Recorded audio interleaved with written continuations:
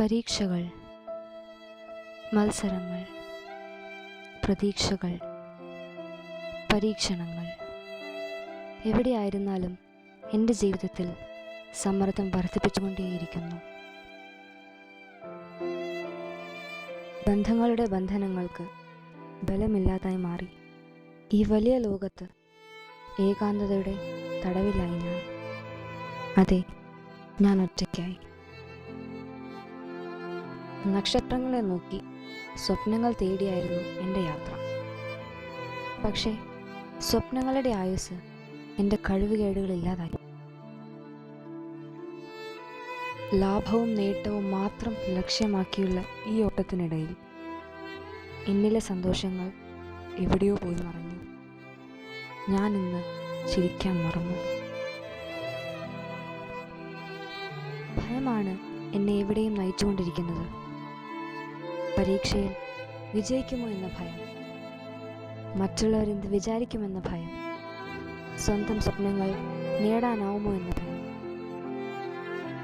ഉത്കണ്ഠയുടെ, ഭയത്തിൻ്റെ സ്വയം കോമാളിയായി മാറേണ്ട ഈ ലോകത്ത് ഇല്ല, ഇനിയാവില്ല. ആരോടും പരാതിയില്ല, ആരോടും വൈരാഗ്യമില്ല. സ്നേഹിച്ച ഹൃദയങ്ങൾക്ക് ഒരുപാട് നന്ദി. വിട പറയട്ടെ. Good bye. നിന്റെ ജീവിതം അവസാനിപ്പിക്കാനല്ല, നിന്റെ പ്രശ്നങ്ങളെ അവസാനിപ്പിക്കാനാണ് നീ ആഗ്രഹിക്കുന്നതല്ലേ? എൻ്റെ ജീവിതത്തിലെ പ്രശ്നങ്ങൾ, അതിന് ഇതല്ലാതെ മറ്റൊരു പരിഹാരമില്ല. അല്ലെങ്കിലും ആത്മഹത്യ ചെയ്യുന്നവർക്ക് കാരണങ്ങൾക്കൊരു കുറവ് ഉണ്ടാകാറില്ലല്ലോ.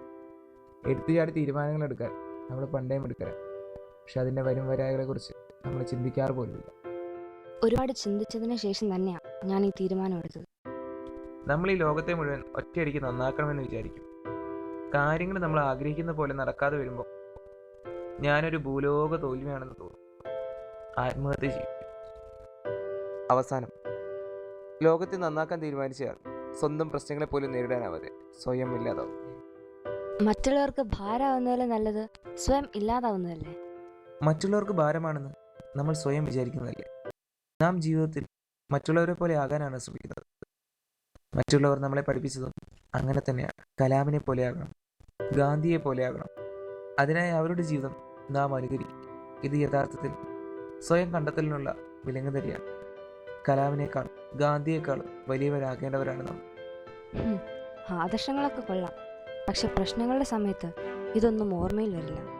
അതെ, അതുകൊണ്ട് തന്നെയാണ് ഈ ലോകത്ത് ഓരോ 4 സെക്കൻഡിലും ഒരു ആത്മഹത്യ വീതം നടക്കുന്നത്. അല്ല, ഒരു കാര്യം ചോദിക്കട്ടെ, ഇതൊക്കെ പറയാൻ നിങ്ങളാരാ? ജീവിതം എന്തെന്നറിയാൻ വളരെ വൈകിപ്പോരാ. കഴിഞ്ഞ ദിവസങ്ങളിലെ പത്രത്താളുകൾ ഓർത്തെടുത്താൽ ഞാൻ ആരെന്ന് നിനക്ക് മനസ്സിലാവും. സെൻട്രൽ യൂണിവേഴ്സിറ്റിയിൽ ആത്മഹത്യ ചെയ്ത മോഹിത് മൃദുലെ പോലെയുണ്ട്. മോഹിത് മൃദുലെ പോലെയല്ല, മോഹിത് മൃദുല തന്നെയാണ്. ആത്മഹത്യ എല്ലാത്തിനും ഒരു പരിഹാരമാണെന്ന് ഞാൻ ചിന്തിച്ചു. അതൊരു പരാജയമാണെന്ന് തിരിച്ചറിയാൻ ഏറെ വൈകിപ്പോയി. ആത്മഹത്യ അനുഭവിച്ച ഒരാളെന്ന നിലയിൽ ഞാനത് നിന്നോട് പറയുമ്പോൾ നിനക്ക് കൂടുതൽ ബോധ്യമാവും. ഇത് നിന്റെ ജീവിതമാണ്. ഇനിയുള്ള തീരുമാനവും നിന്റെ തന്നെ. Good bye.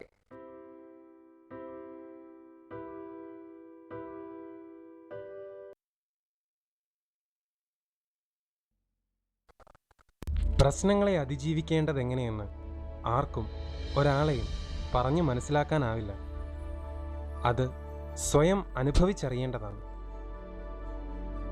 അതിന് തയ്യാറാവാത്തിടത്തോളം കാലം ആത്മഹത്യകൾ തുടർന്നുകൊണ്ടേയിരിക്കും. നാളെ ഒരുപക്ഷെ ആത്മഹത്യയുടെ ഇര നിങ്ങളുമായിരിക്കാം. അല്ല എന്ന് തോന്നുന്നുണ്ടെങ്കിൽ ജീവിച്ച് തെളിയിക്കുക. If you dare, commit life, not suicide.